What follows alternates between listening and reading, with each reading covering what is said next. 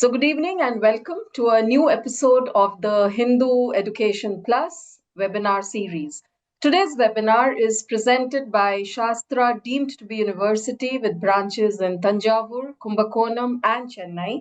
And as you all know and can see on your screens, the topic is Career Compass Navigating Your Next Step.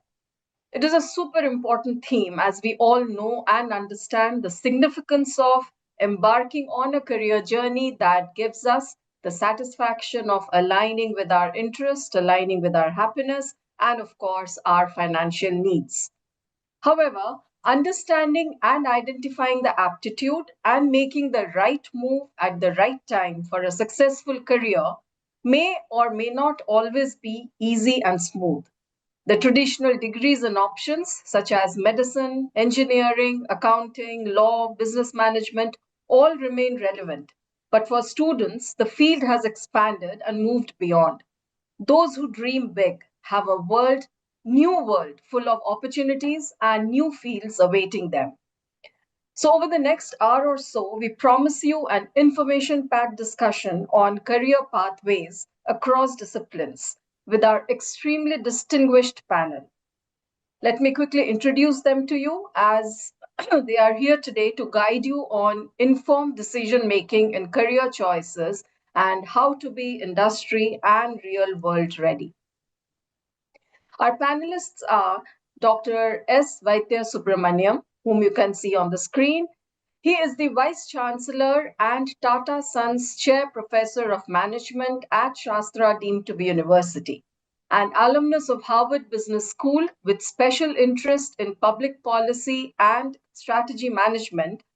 Dr. Vaidya Subramanian is an engineering graduate with work experience in reputed MNCs such as Siemens and Johnson & Johnson.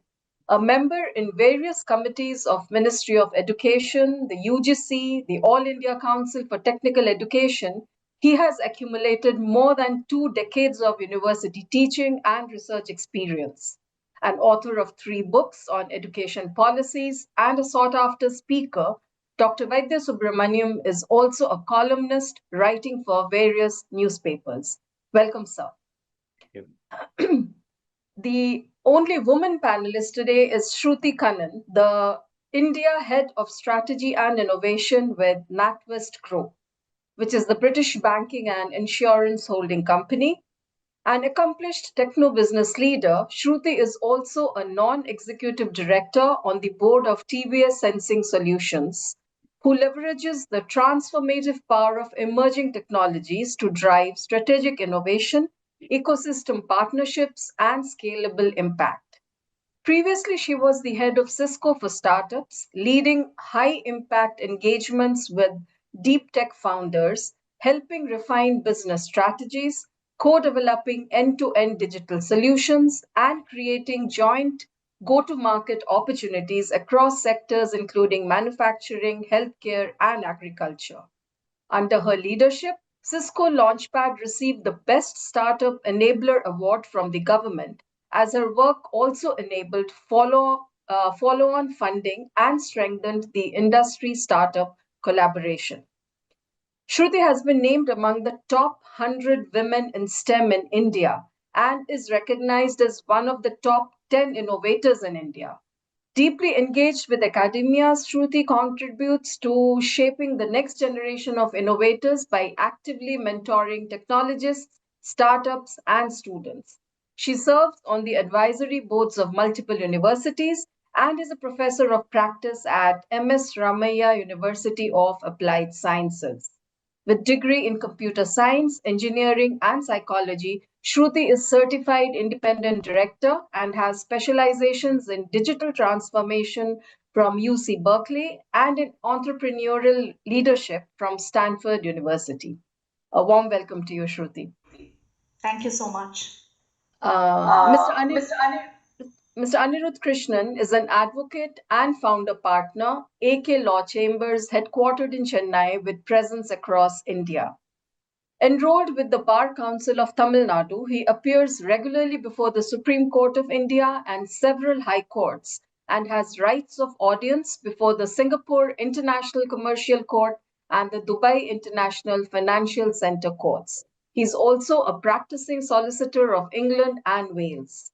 A graduate of Nalsar and the University of Oxford, Anirudh began his career at Clifford Chance, London, and has served on special committees of the Law Commission of India, advising on arbitration and commercial law reforms.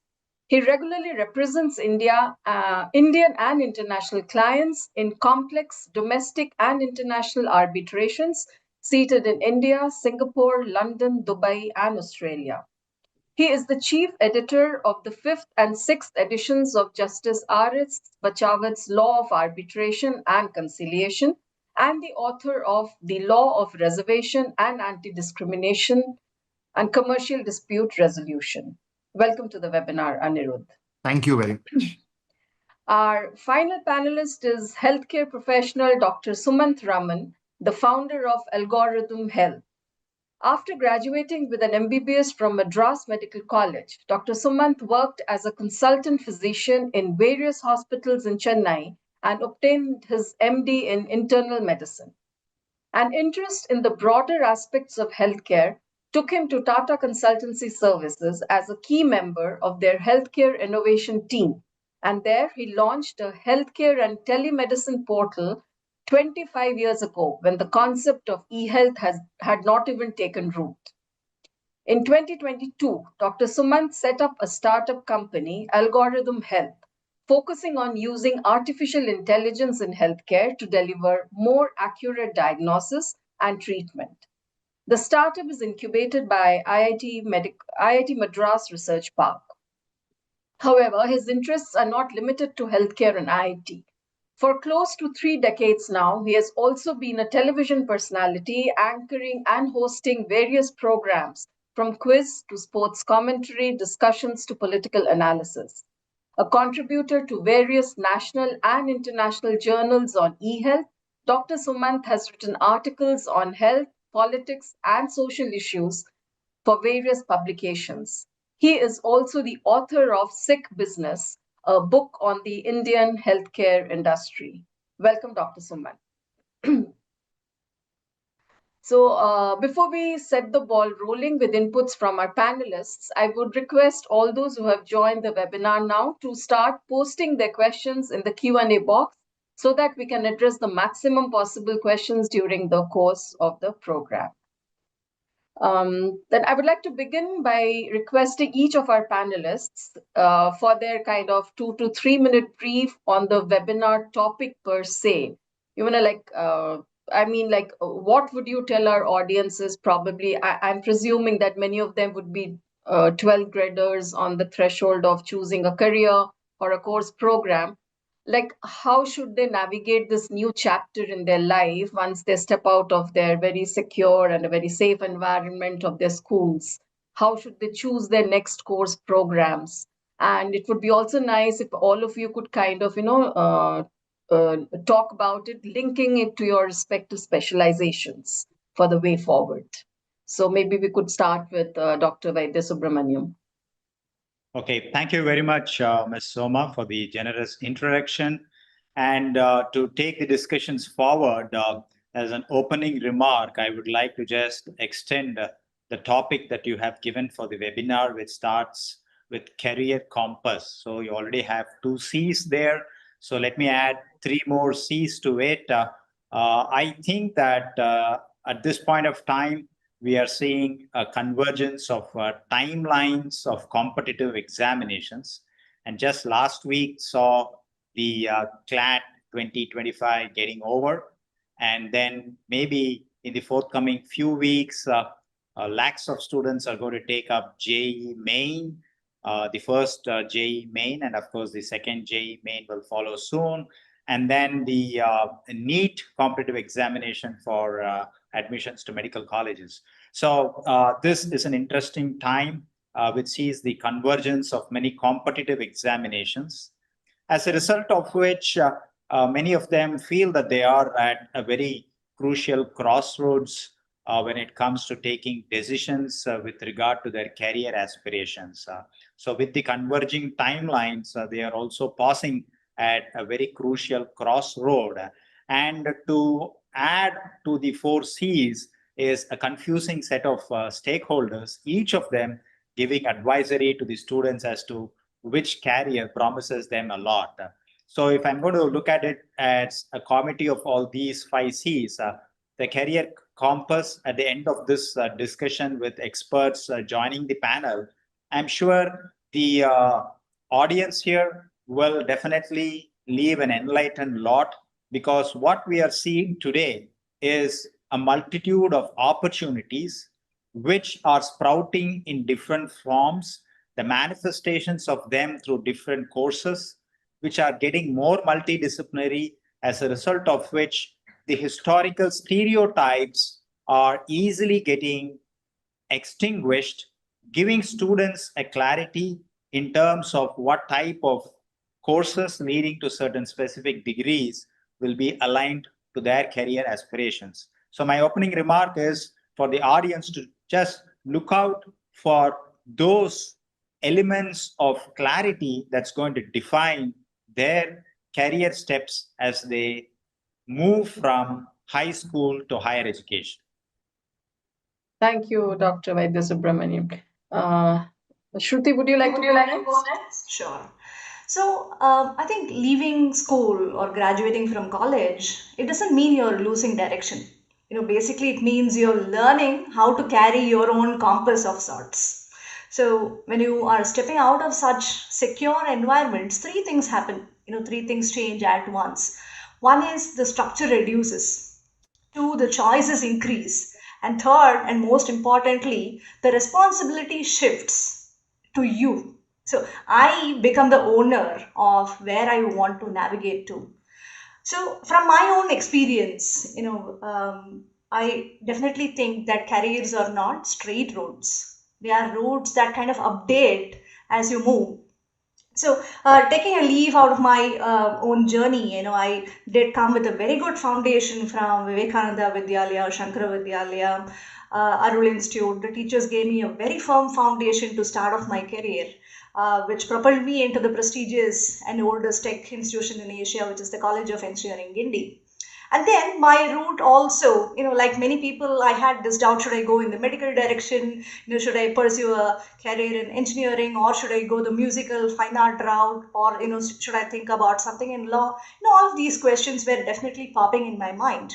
But then what did resonate with me was not to look for the perfect path. What was most important is to look for the next right step. I think one step at a time, I think that really helped me to navigate things as they went by. And the choices that I did make were, I would say, out of the box. I didn't go for the most opted route, but I did think about, okay, this is a proven route, but then how can this be infused with something bit more creative than what it is? So I think that's the thought that does resonate with me when my grandmother always used to tell me that heights by great men reached and kept were not by a sudden flight, but while their companions slept, they were toiling upwards in the night. So it's about the sincerity, the resilience, the hard and the smart work that you put into every right step. I think that really carves out the perfect path in the longer run. Thank you, Shruti. Mr. Mr. Anirudh? Anirudh? Yes, Yes. thank you. Thank you for the kind introduction. I have a few points to make. The first is, You have to unmute yourself, I think. No, I say it's okay. Okay. Thank you. Sorry. yes. I have a few points to make. Firstly, my advice to all you 12th standard students would be pursue what you like, not what your peers are doing or what you are being told to do. Of course, you discuss with various stakeholders who are interested, but ultimately go by what you think really interests you. Second, if you pursue something and do not enjoy it, you realize early on that this is not cut out. Give yourself enough opportunity to see whether you genuinely like it or not. But be bold enough to change if required. And I say this as a person who pursued engineering for a year and then changed to law. So it's a decision that today I do not regret. It is not a statement against engineering or anything of that kind, but if you realize that you're not cut out for something and that something better excites you, then be bold enough to take that decisive step. Third, when you enter college, ensure that you keep yourself busy. There will be a number of co-curricular activities that will give you a flavor of that area. So as a lawyer, in the first year of law school, you can go and participate in moot court competitions, you can participate in debates, you can participate in mock United Nations, you can write papers, you can present papers at conferences, and of course you have your academics and internships, and all of this is important. Now, all of this will help you understand whether you really like the subject and will help build your personality in that area, and the skill set will develop only in this manner. Fourth, be ready to fail. Right? Today, all of you are you looking at getting 97 or 98? There may be a situation where you will not do that well, but that's not the end of the world. Today, there is a lot of pressure. I can tell you that in the first 2 years of law school, I repeatedly attempted to get into the moot court team. I never got into it. My first moot was in the third year, and a lot of students will tell you that they would have finished 3 moots by then. Realize that, all right, even if you fail in one area, there is another area that you can pursue. I didn't get into the moot court team. I started writing. I presented at conferences, and all of this added up ultimately. So as a youngster, please don't get disheartened if a result or two do not go your way. These would be my opening remarks. Thank you. Thank you, Anirudh. Over to you, Dr. Sumant. Thank you. Thank you for the nice introduction. For me, I just want to make 2 or 3 very quick points. And the first point that I want to make is there is no one size fits all kind of an advice as far as this is concerned. It depends on 3 or 4 things. One, obviously, it depends on the aptitude. Second, it also depends on the family circumstances. So it is easy, for us to sometimes say we must follow our passion, which is absolutely right in most cases, but it may not always be possible. So I generally believe that there are 2 ways of looking at it.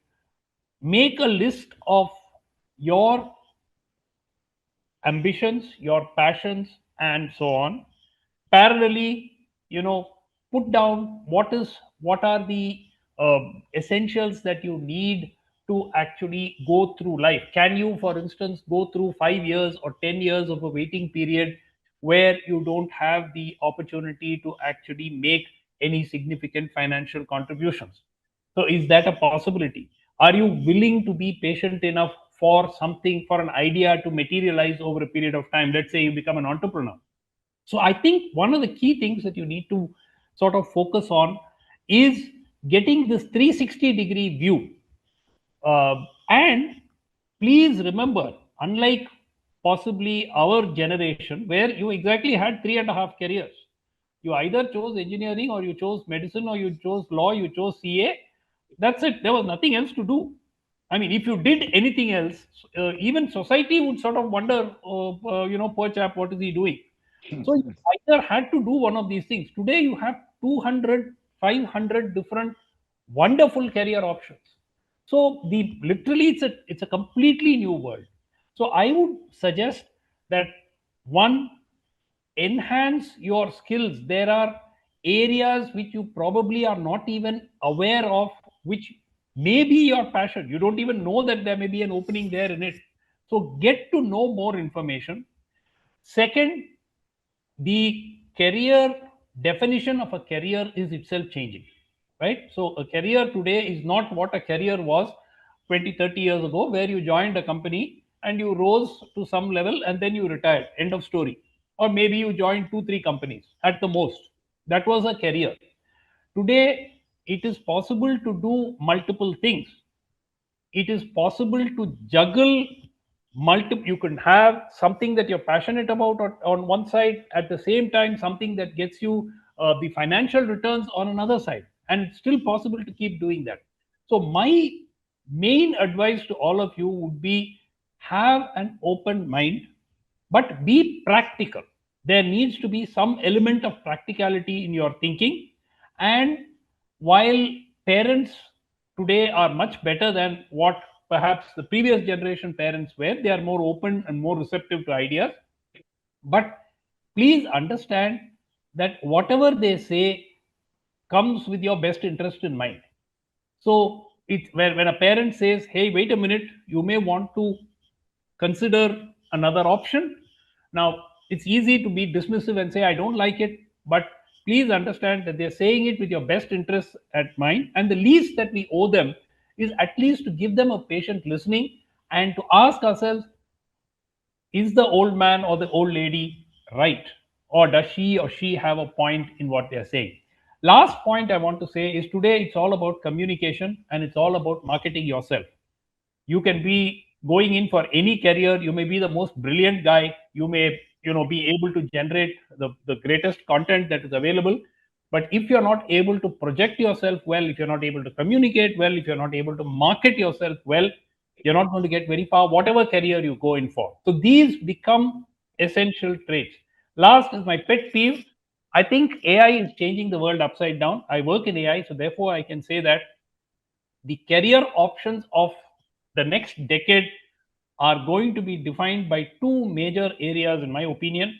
One is AI, and second is quantum computing, and both of these are highly linked together. So, what the world would be in 10, 15 years' time, it's very difficult to hazard a guess, but that opens up immense opportunities and potential for all of you. So, I think most importantly, you guys are living, guys, as I mean guys and girls, obviously, are living in a much more exciting world than what we sort of were born into.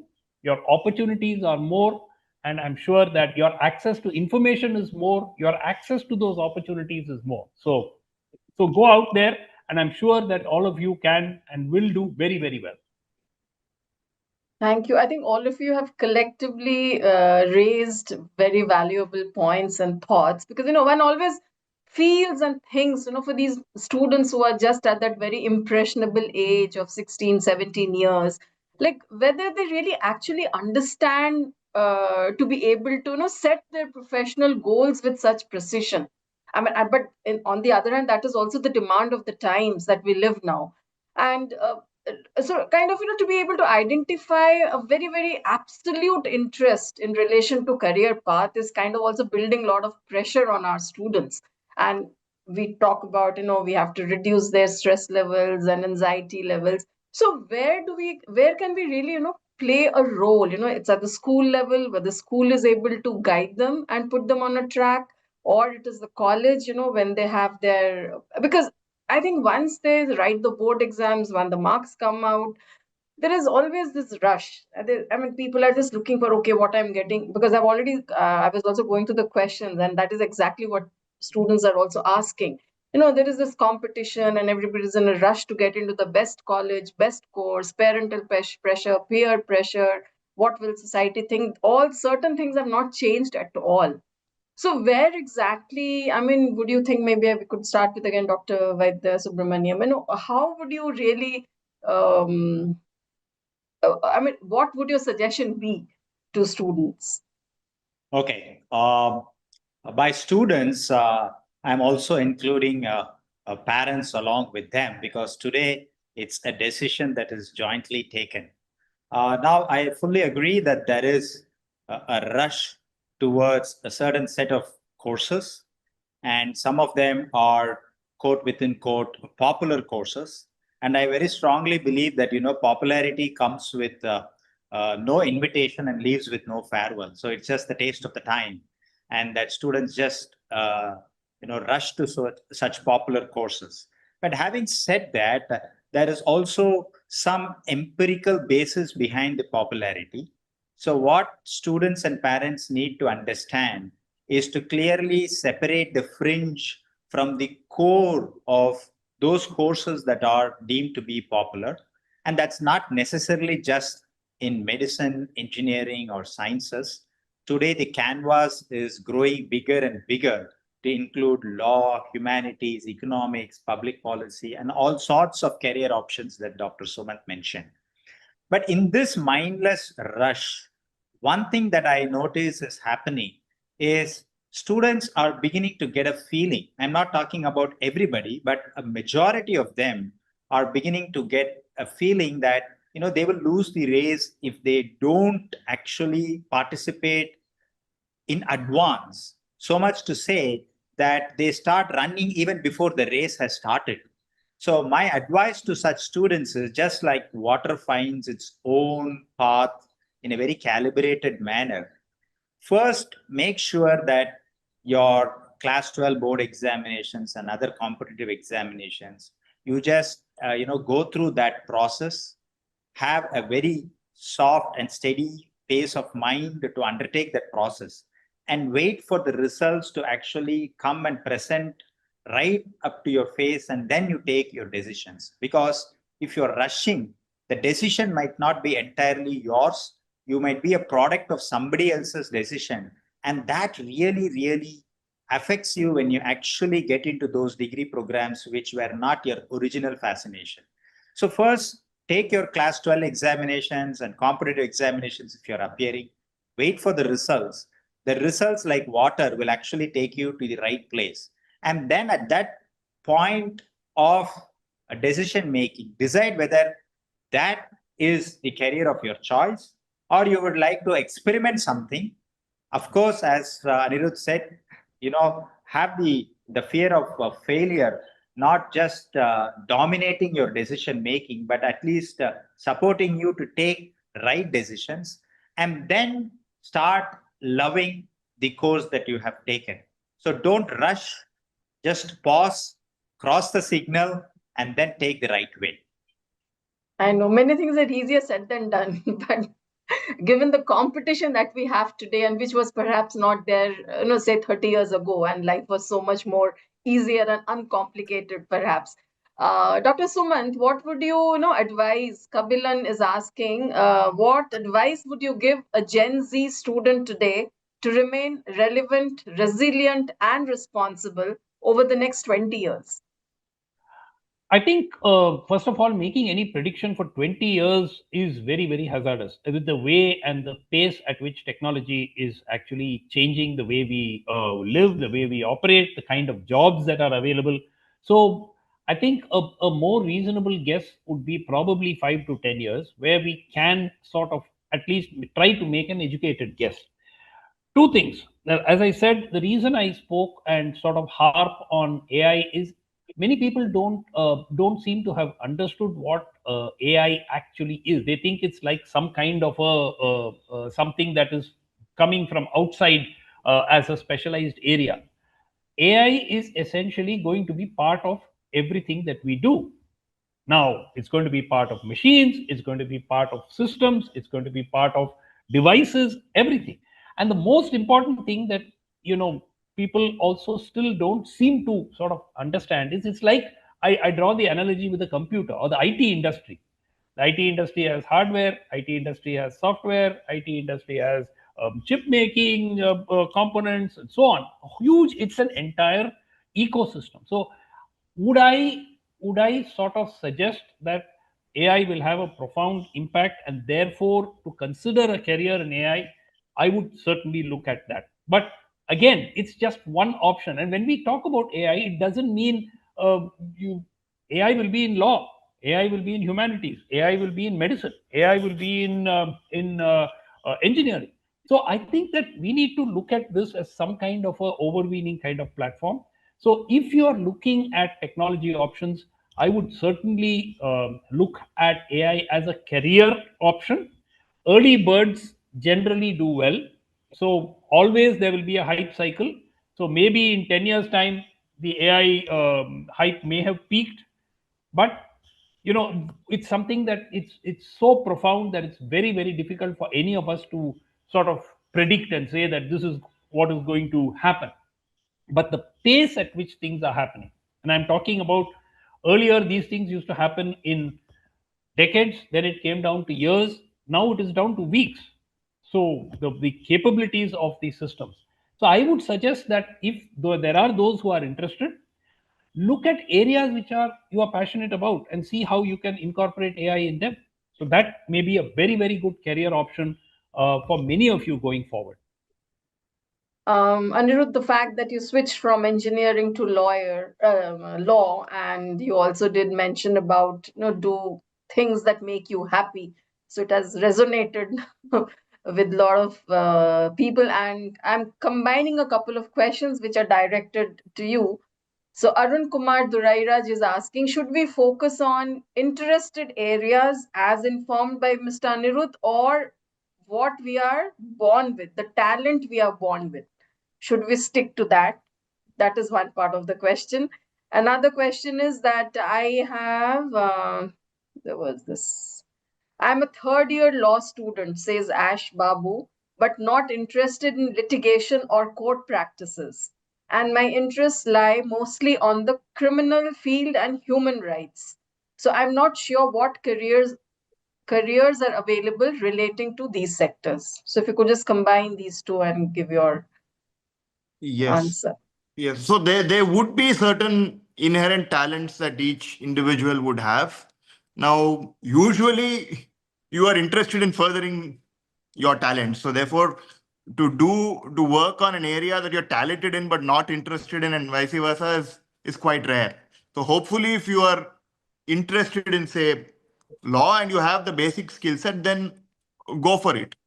Now, law provides various options. It's not just about litigation today. You obviously have the corporate law firm set up. But in addition to that, I think the person who asked the question mentioned that he was interested in criminal law. And Now you human have, rights. and human rights. So you have institutions like People's Union of Civil Liberties that take up major issues of human rights. Human rights may involve going to court at some point of time to have them enforced, but there is a lot of work that goes on beyond that. You will need to research, you'll have to see the policy across countries. So you could join an institution such as PUCL that is fully into human rights issues. You could also look at policy. So you have today the Center of Legal Policy that works closely with the central government and various state governments in framing policy. That is an aspect. You could also then go down the entrepreneurial route. You could, for instance, look at Dr. Sumant was referring to AI.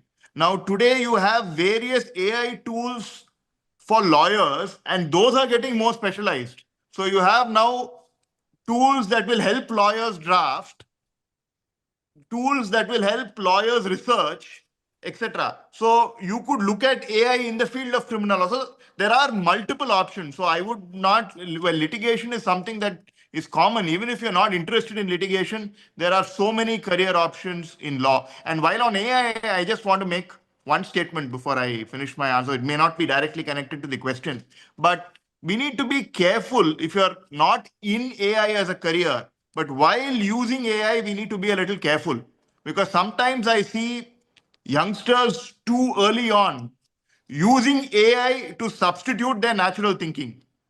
AI is a useful additional tool that you can use. But if you are going to, as a lawyer, for instance, if you are going to use AI to come up with drafts of petitions or plaints that you will have to draft in your first year, you will never learn to draft. So you need to be careful in how you handle AI. Thank you. Okay. Shruti, let me bring you in now with Abhinay Lakshmi's question, which says she's asking, what are the most in demand skills students should start building from college days to stay future ready? Okay, so that's a very interesting question. In terms of skills, I think one should definitely move over the degrees lens and get into the skills lens. So I'm glad that she's thinking in the right direction, and it's important to also learn from people who are on the field doing things and not just stick to bookish knowledge, because the fastest and the most clear insights come from people who are doing the work. Now the buzz is around AI. Of course, AI, just like how we've been using computing, digital came into our lives. Now AI is the imminent part of how we are doing thinking, learning things.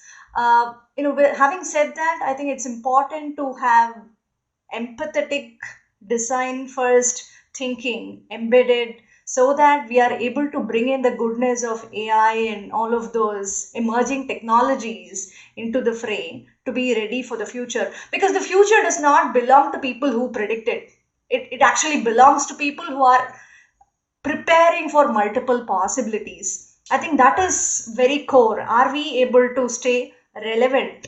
Once you graduate out of your 12th or college, it's like you've obtained your license to drive.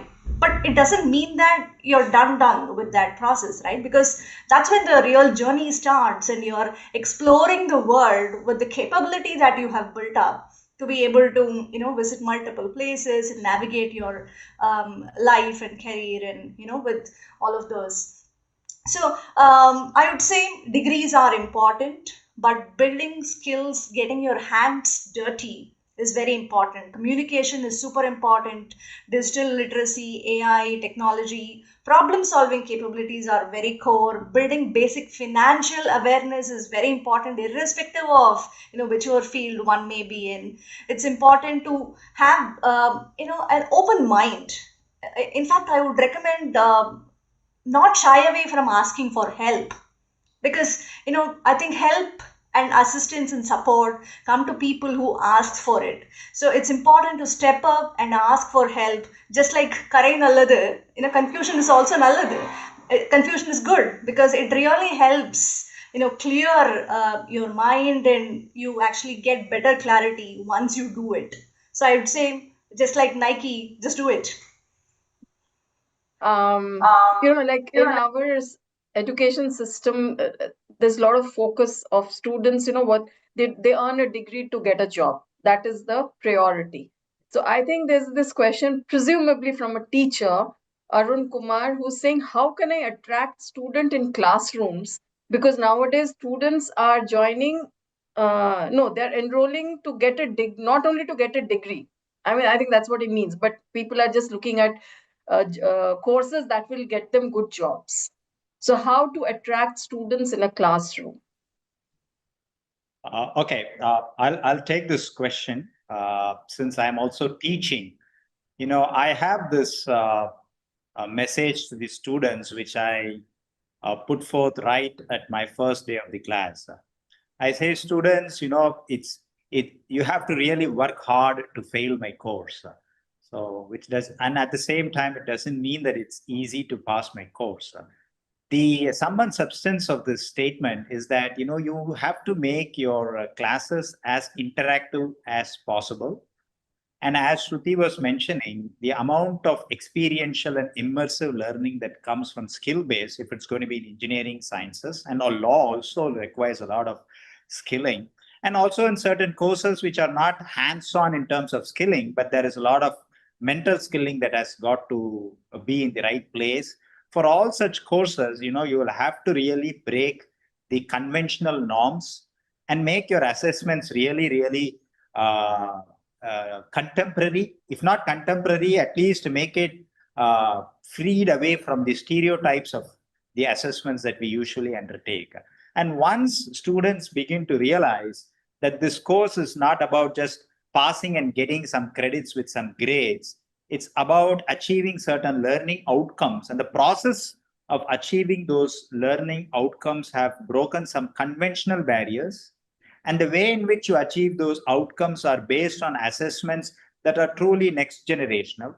Because we're talking about Gen Z, you can frame as many rules as you want, but Gen Z know how to break each and every one of the rules that you have in place in terms of classroom conduct and examination conduct. So you give them the freedom of thought to exercise that in a very matured way. And it requires maturity for faculty at the first place to put those things in place. And then students, by way of mutual trust, will start respecting the faculty's rules of the game and start playing by that? There are a lot of all of you are focused on AI, and there are a couple of questions on whether AI is a bubble, given that it is racing ahead of any other domain. And somebody's asking which way I could enhance my technical knowledge over the AI tools and be like more maybe refined in soft skills, which is actually important for the market. That also, I mean, you have some of you have said it could be a little repetitive, but because we have to address all the worries and issues of our participants, so I'm just taking these questions. So yeah, who would like to So I go with can this? maybe get started about talking about AI from two aspects. One is readiness of using AI as a consumer, which I think is very important for everybody. The other aspect is using AI as a creator. May not be applicable for everybody, but then this is probably a subset of people who will have to be, in that mindset with those capabilities, get ready for those. So now AI as a consumer, I think the tools are many which are available to us, right from chat GPTs to Geminis to whatnot. So I think it is just about getting started, getting help from people to know how to use those. Nowadays, most applications are also embedding AI in their, the way that they're offering. So I think that's a no-brainer at this point of time. With respect to using AI as a creator, now that is something that I would really urge people to move towards, because that is really where some applied knowledge starts manifesting.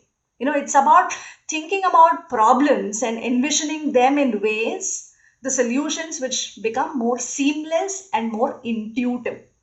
It is about putting yourself in the customer space, in the experiencer space. How would you like to be treated? So that's where AI really brings in the power. Now, how to get ready for it?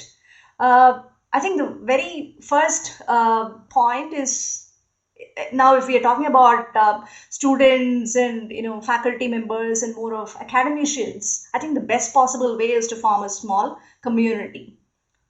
Just get together with a couple of people who are involved and engaged and want to learn that subject. There are so many courses which are available on the web, be it on Coursera or Udemy or even on YouTube. There are plenty of courses.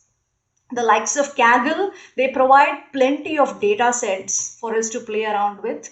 So, getting started from there is again a very simple task. But then the biggest bottleneck or the barrier will be, hey, I'm not able to get my first line of code, the output to my first line of code. And that's where the community power comes in.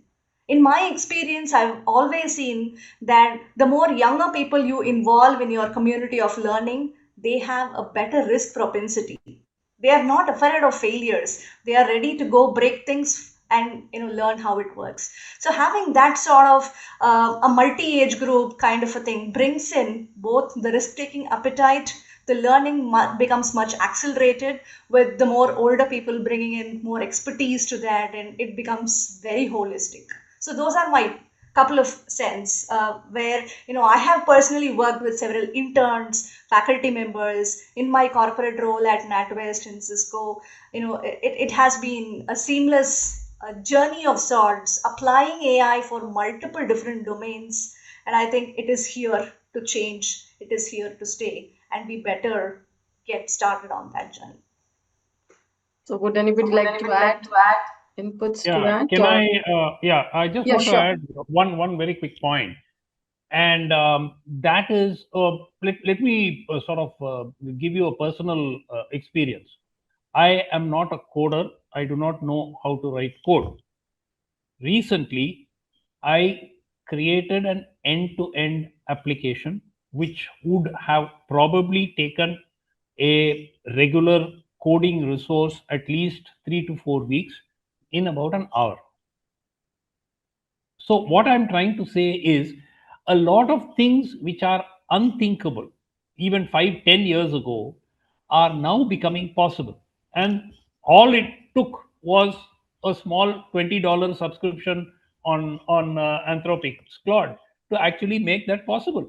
I mean, I don't know how to do this. I would have probably gone out and needed to hire somebody in the market to do this. But the point I'm trying to get at is, today you have a great idea. You now have the capability to put that idea into practice, which you could never have contemplated doing without either A, investing a lot of time, or investing a lot of money and getting people to do things. So today, that barrier to entry into anything which was there earlier, I give you a simple analogy. Before YouTube, uh, YouTube channels came into being. You only had television channels, and television, you needed huge money to sort of set up a TV channel and run it. And what did YouTube and the online world, social media, do? It democratized the whole thing. Anybody with a mobile phone technically became somebody who could produce recordings and stream them.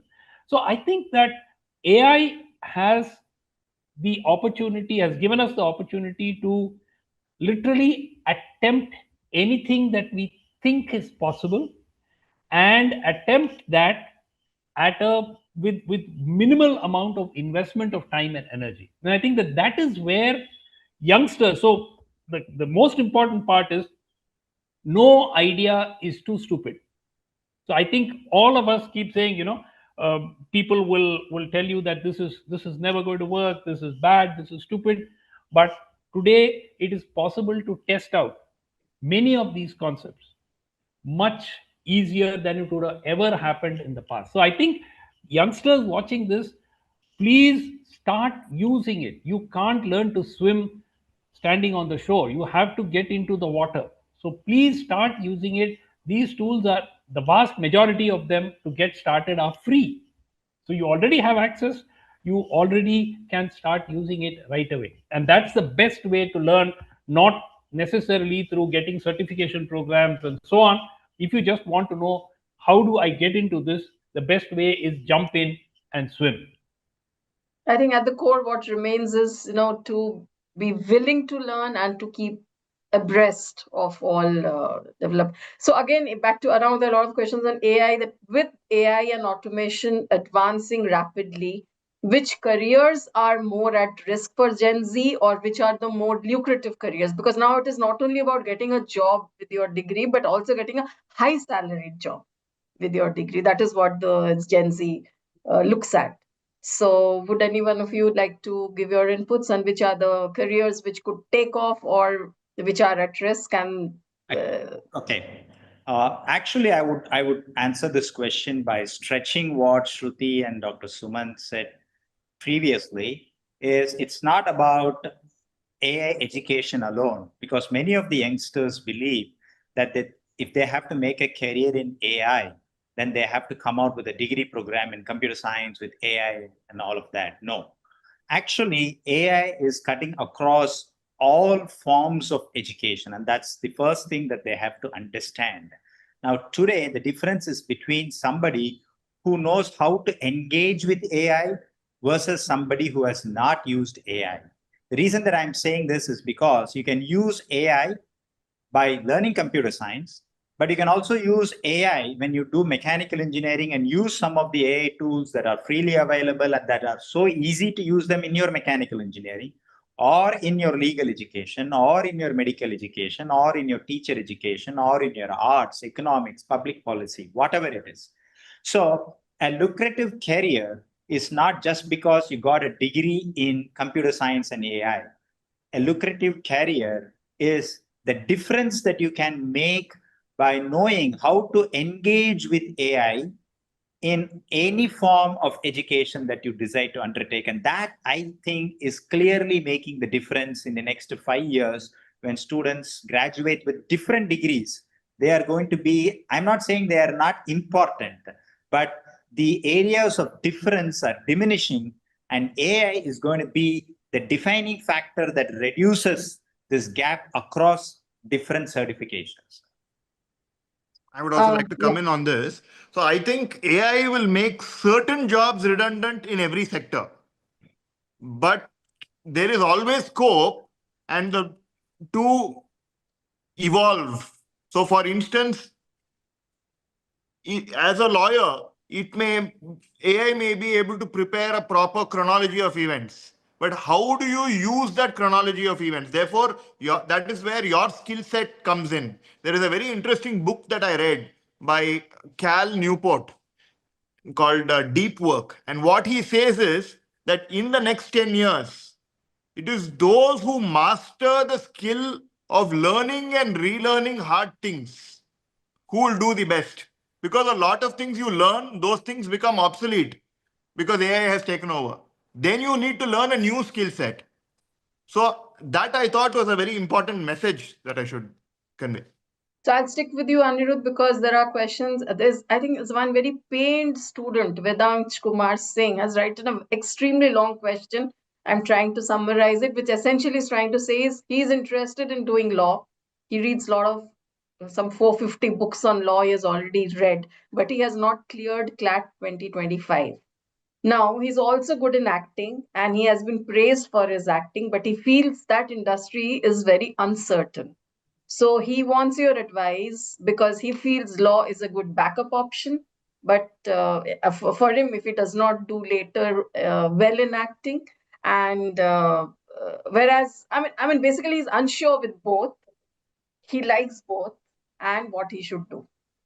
Okay, I may not be the best person to guide him on whether or not acting is the field to be in because I really don't have the experience. But on not getting through CLAT, I think there are so many good options outside CLAT.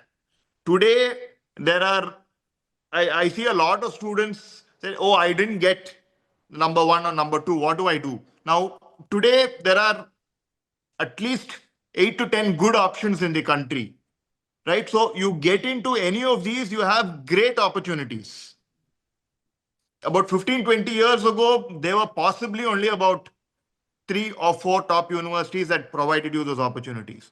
Today, there are so many of them. So don't bother. You haven't got into CLAT. There are other opportunities you can look at. There are so many other universities outside CLAT.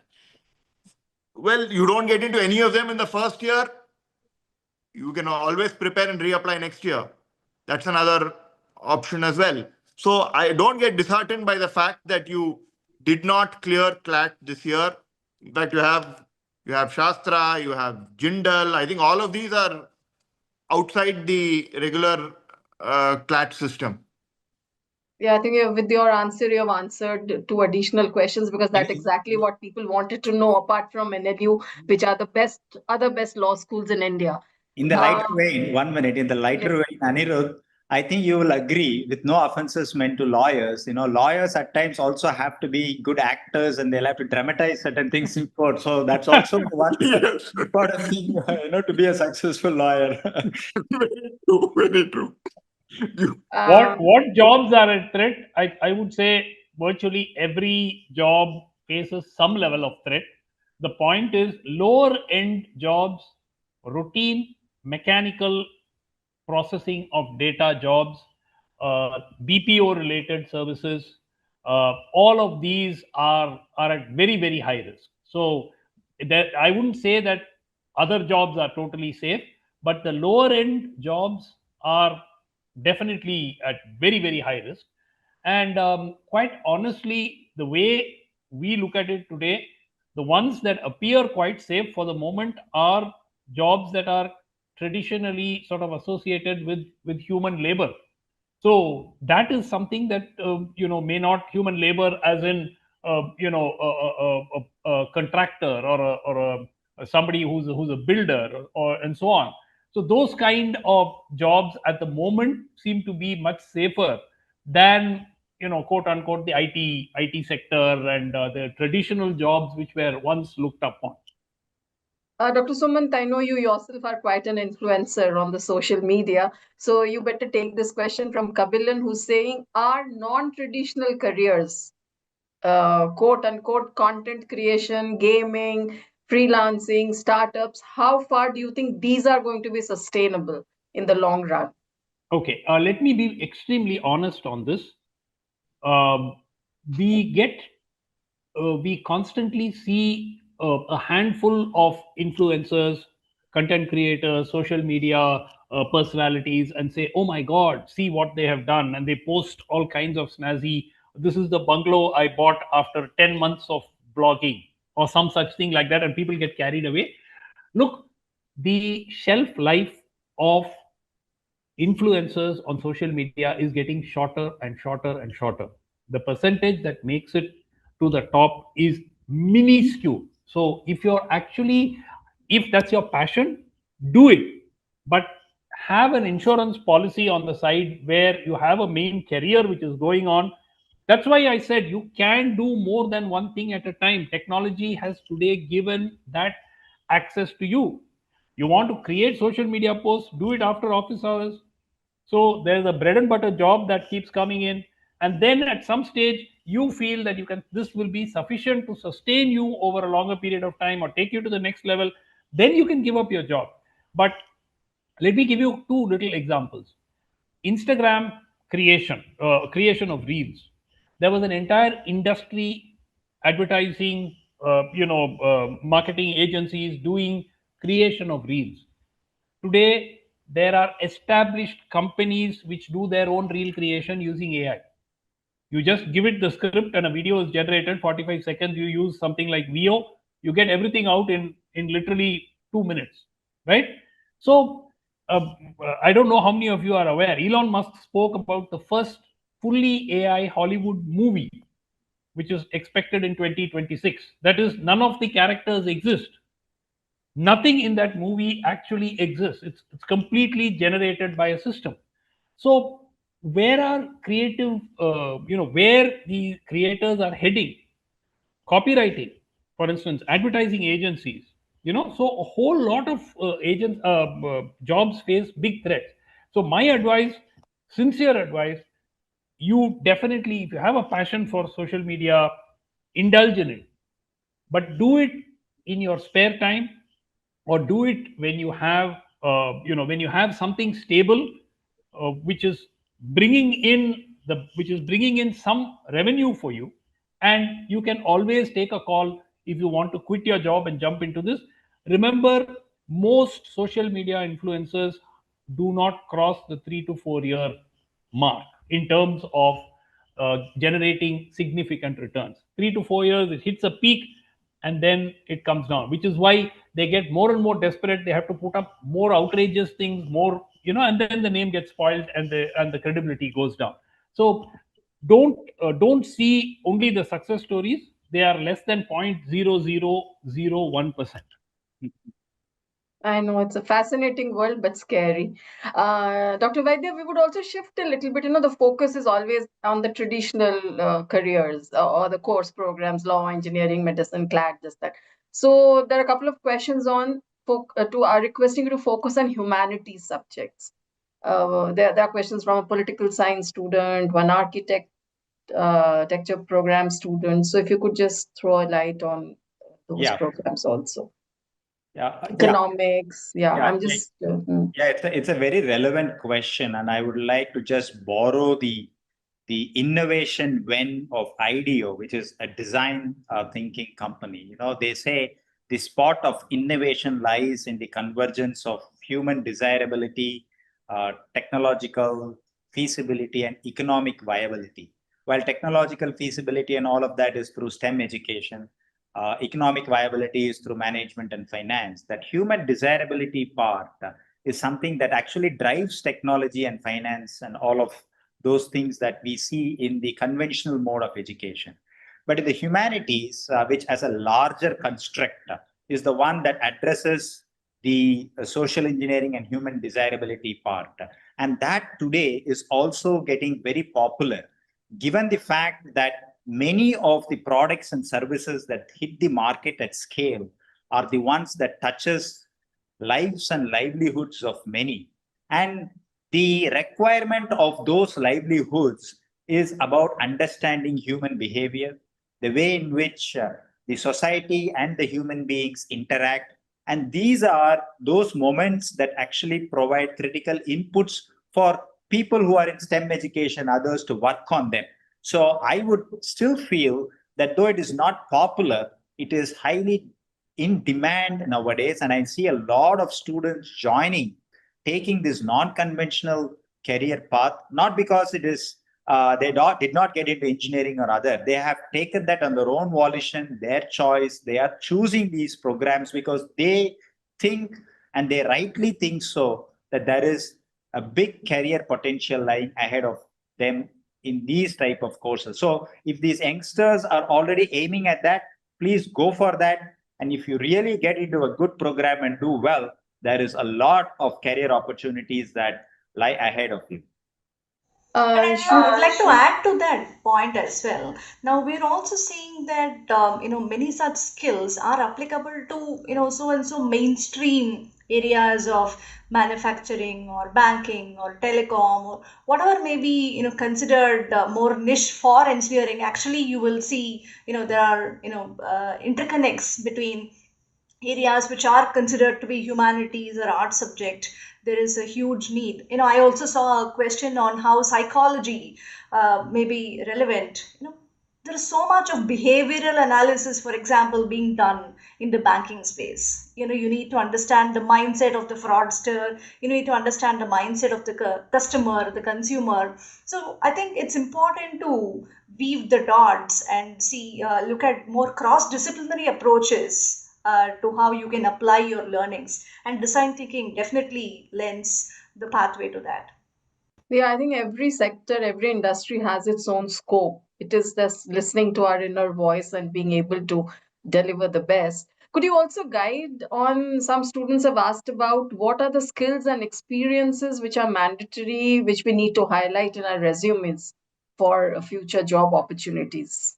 Shruti, would you Shruti, like would you to like to? take Yeah, that? so I think the most important thing is to be honest.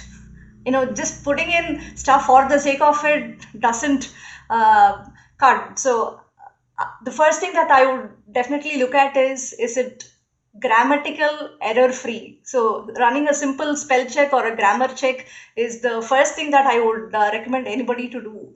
Second, be honest with what you're putting in. Don't claim to put in things that somebody, your friend, your classmate has done. Don't put in things just because they have to be.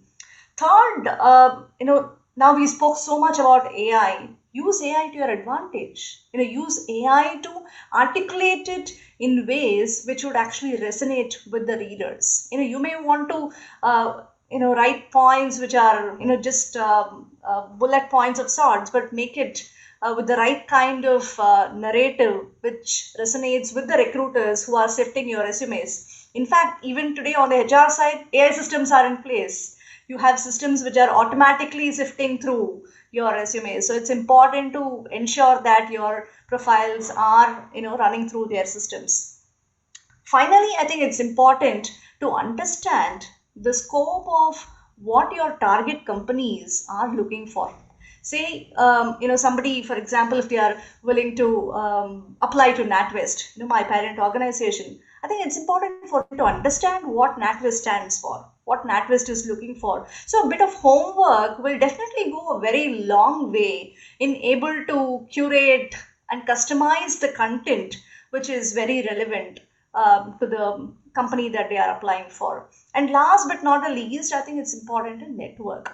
I think gone are the days where you just say apply and a call comes your way. Today it's important to build that trust both online and offline. Like Dr. Suman said, it's important to build your brand, again, both online and offline. So I would suggest people populate some of their, not just Instagrams, but also their LinkedIn profiles with some of their achievements, some takeaways, their learnings. I think it's important to portray them. For the technologists, I think it's important to put in your projects like on a GitHub, GitLab, or something like that. Put up your projects and talk about how you've done those, what sort of outcome, what sort of impact you've made with that. For designers, people regularly ask for your portfolio page so that they can take examples and understand your capabilities. So showcasing your capabilities in a smart way beyond just building your resume in a textual format, I think that's the need of the hour. Just Uh, one quick point. When you get your CV ready, don't make it over flowery. Okay, don't use AI to make it such a hype CV that it immediately it comes across. And I'll give you all a little cheat code. There are now tools where you can talk to the system for 2 minutes so that it understands your level of English, it understands your fluency with the language, and then it will modify your CV to beat the recruiter who sees this and says this is rubbish. This is written by an AI tool. So you can actually dumb down the CV a little bit, because there's nothing worse than a recruiter looking at a CV that looks completely written by AI, and he or she knows immediately. So the joke is, you generate an AI generated CV and send it to the HR. The HR uses a tool which is also AI generated to sift and reject your CV. So that's what is actually starting to happen. So dumb it down, keep it practical. So you should be able to justify what is in the CV when you're talking to them. If you can't justify it, you can put whatever hype you want in the CV, it will fall flat. So if you can't walk the talk, dumb it down, maybe bring the language down a little bit so that it doesn't look obviously that the entire thing has been created by AI. And very often they ask for, recruiters ask for writing samples. And there, please don't use AI at all, because there are softwares that detect how much is AI generated. And if somebody sends us an AI generated piece, straight away we reject them. I know, actually, we ourselves can dictate AI, because AI is basically the information that we humans are feeding into the system. And as you also mentioned, it's best to be the creative, original thinker. There's an interesting question which I would like small inputs from each of you, because we are also kind of nearing the closure of the session. What should matter more in a career? To be employable today or be indispensable tomorrow? So I find this very interestingly worded. So I thought if all of you could give your little inputs, employable today or indispensable tomorrow? My spontaneous response is that you have to be first employable today to become indispensable tomorrow. Only if somebody understands your worth, then you become indispensable the next day. And to make yourself worthy of a job, be employable today to become indispensable tomorrow. Mm-hmm. It's all very kind of more twisting and confusing. Because there is another similar related question from the same person who's saying that we also talk about more opportunities and experience. So if a Gen Z changes his career say 5 times, what would you say? Is it failure, or is it freedom, or is it some kind of evolution? So you may need to identify your broad areas of interest. 5 times is perhaps one too many. One or two is understandable, but within your broad areas of interest, you need to experiment to find out what your final goal is going to be. I don't think you can identify your goal when you start your career. You may identify broad areas of interest. Within that, you try out maybe 5, 6 internships, a couple of jobs, and then realize, okay, this is what I want to do. But if you've changed your career 5 times, the sixth employer is going to think that you're going to be there only for a few months. So I would think you can't. There's a line between being flexible and being flippant, and I think we need to draw that line. And one little point on indispensable. I very strongly believe nobody is indispensable anywhere. So I think that it's probably a question of an organization taking 2 months to replace you versus taking 2 days to replace you. But nobody eventually is indispensable. The bottom line is also that we need to give some value to having a happy, fulfilling career. It's all very well to say that I must have a high flying career, but the bottom line is, if that is not giving you happiness, if it is not making you contented, if it is not it's not fulfilling for you at an emotional level, then you may you may be having a quote unquote high flying career, but I mean the purpose of what the career should actually mean to you is lost.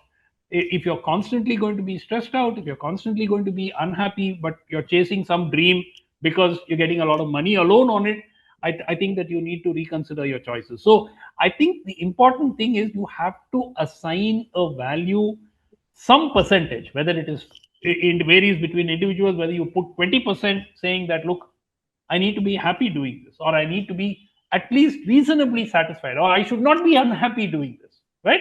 So I think that whether it is 10 or 20 or 30%, it's an individual choice, but you have to factor that in somewhere, especially when you talk of a career. If you're talking of a 6 month internship, it doesn't matter. If you're talking of a 1 year certification program, it doesn't matter. But if you're talking of a lifelong career, at 50 or 60, you don't want to say that I made a lot of money, but I've missed my life. So I think that that's not what where you want to be. Yeah, I concur with that aspect. We've seen so many narratives called lean in and all that. It's good to stretch over and beyond what you can think out of the box. But then, going back to our basics, சுவர் இருந்தால் தான் சித்திரம் எழுத முடியும். Only if you have a proper fundamental, foundation and canvas, you can actually paint a good picture on top of it. So I would double click on that and place larger emphasis on well-being, both mental, physical, spiritual. I think well-being has to be focused on beyond all of what we are thinking about our careers. And no, I, I think for that we, sorry, you No, were saying something. I concur with that. And I would also like to go back to what I started, do what you like. But while well being is great and that's important, I think we also need to step out of our comfort zone and push ourselves that little extra, especially during the formative period. So this So one this little one little aspect that aspect we that missed we missed was, was, there were these questions about students wishing to apply to Ivy colleges or universities abroad, where usually a lot of focus is on extracurricular activities and real life skills. But they say that the school education is so formatted that we don't get any time for anything extra because we also are looking at a fallback and writing our competitive exams. So, would you advise some of these any easy assessment tools or the aptitude tests? Do you think those really help? Where maybe the student or their parents are not able to decide, that inner voice, inner calling is not coming, there's too much confusion. So, what are those specific tools, self-assessment tools that you would recommend? With a couple of questions on that, and we should not miss it. Well, actually, I'm assuming that these are students who want to pursue undergraduate education at these Ivy colleges. And most of them are the ones that use SAT scores or other uh, empirical competitive exam scores, which are organically designed to capture these type of schooling level learning outcomes. So if your schooling has been good, and if you have really achieved those learning outcomes, it will reflect in those scores. And my response to that is you don't have to do anything extra to actually get an admit into these colleges, except that your statement of purpose and other social activities and how we have contributed to community service, because those are all value adds for admissions.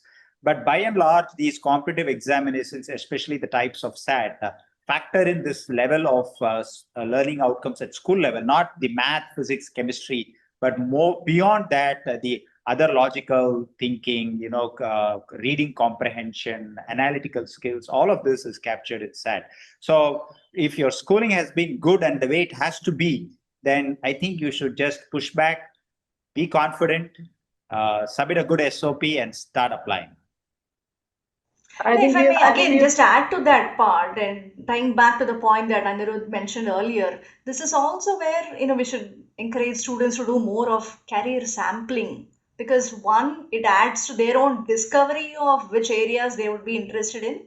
Two, it also adds to their understanding of their capabilities, interests, skill sets. So they end up not spending time at five companies. Instead, they would have done that in a left shift mode while they were doing their education in their formative years. So career sampling is something that I would definitely recommend.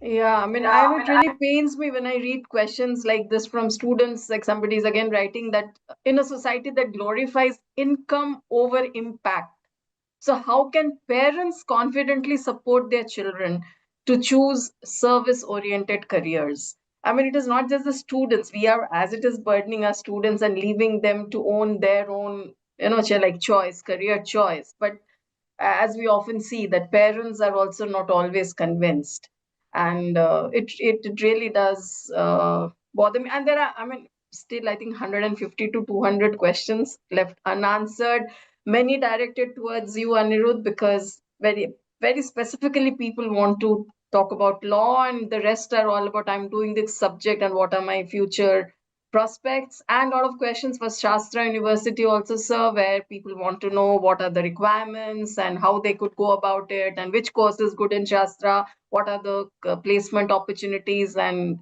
so those, I don't know, maybe you could choose to answer them separately.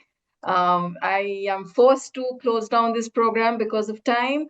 And so, as we all understand that in this ongoing journey of self discovery and growth, it is extremely crucial to explore, of course, our own self and a variety of industries to find how our passions, our skills, our personal values, and long term objectives align. Navigation through kind of all professional aspirations is a journey that requires self reflection, goal setting, and of course, continuous learning. So, thank you very much, Dr. Vaidya Subramaniam, Dr. Sumant Raman, Shruti Kannan, and Arvind Krishnan for your inputs and valuable time on a Sunday. And I'm sure our audience is returning with several key takeaways from today's discussion. And thank you, participants, for sending in so many questions, and hopefully they'll be answered in due course of time. The webinar on navigating careers paths was jointly presented by Shastra, deemed to be university, in association with the Hindu Education Plus under the Career Counseling series. Thank you all once again. Thank you very much. Thank you. Thank you very much.